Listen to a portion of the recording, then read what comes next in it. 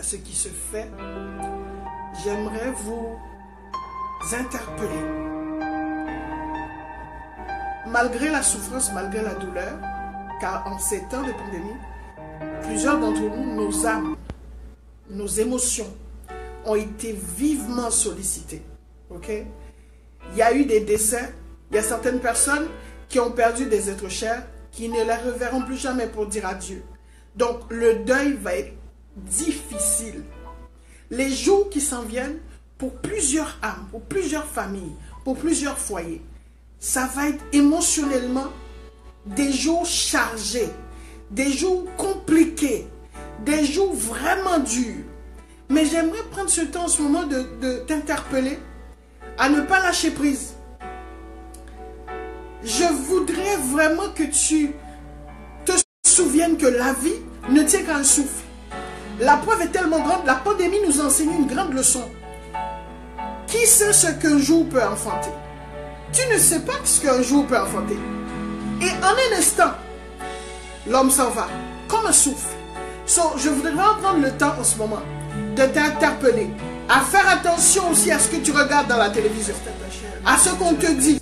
Si tu n'as pas encore accepté Jésus comme ton sauveur prophète personnel, c'est le moment de le faire. Je vous dis, mon témoignage est une partie, mais la vérité, c'est quand toi tu acceptes Jésus et que Jésus commence à travailler en toi et que tout cet amour-là se déverse en toi et que tu as cette assurance qu'il ne t'abandonnera jamais.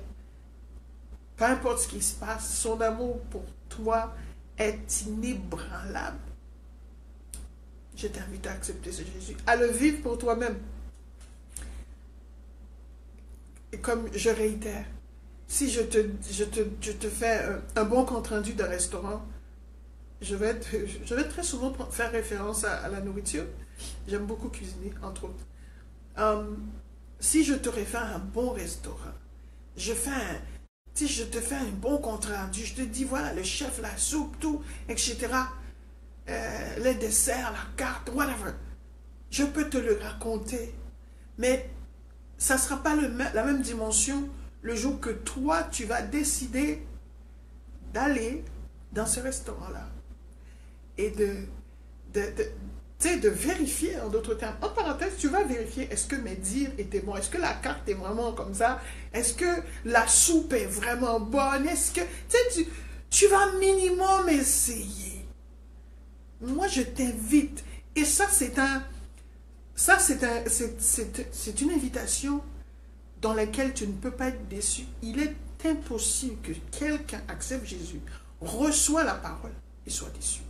Je vous dis, c'est impossible. Mais tout ça, ça peut rester au niveau de la parole, au niveau de... La madame a dit, mais toi, si tu n'as pas testé, tu ne sauras pas. Donc, que Dieu te guide. Accepte Jésus pendant que tu en as le temps. Parce que la vie, c'est un souffle. Accepte Jésus pendant que tu as encore le souffle de vie. Pendant que tu respires. Tu ne sais pas ce sera quand le dernier souffle. Tout est grâce. Je t'invite à faire de Jésus ton seul maître, ton seul sauveur. Et tu ne seras pas déçu. Je te le garantis. C'est un fait. So, may God bless you. Bye.